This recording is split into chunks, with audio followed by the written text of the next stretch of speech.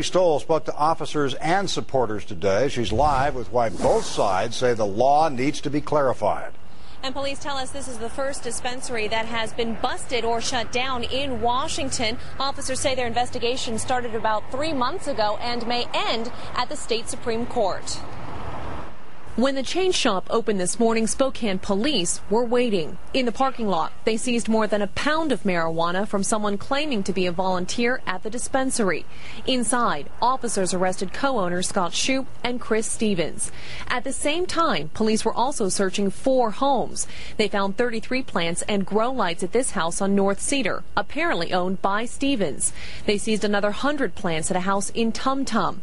State law says someone can only grow 15 plants, and only for medical reasons. What we're finding is that there's an excessive amount of marijuana. I wake up in pain, I'll take a puff or two, and it eases the pain quite a bit. Sherry Rager says Stevens is her designated provider. She has a medical marijuana card to smoke it for chronic pain.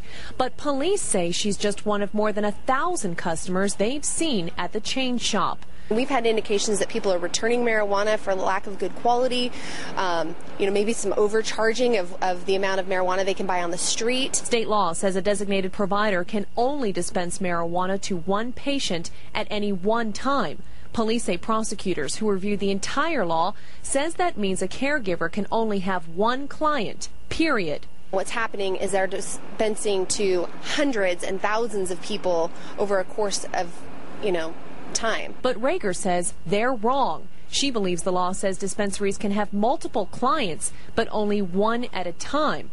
The chain shop clocked clients in and out down to the second. Whether it be 2 minutes or 3 minutes, during that time they are strictly with that one specific person.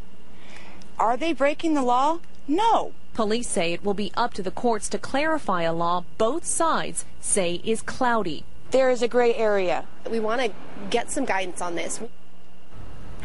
In the meantime, providers at 6 other dispensaries here in Spokane tell us they also have been advised to shut down until the law is clarified. Reporting live, I'm Lee Stoll, KREM 2 News.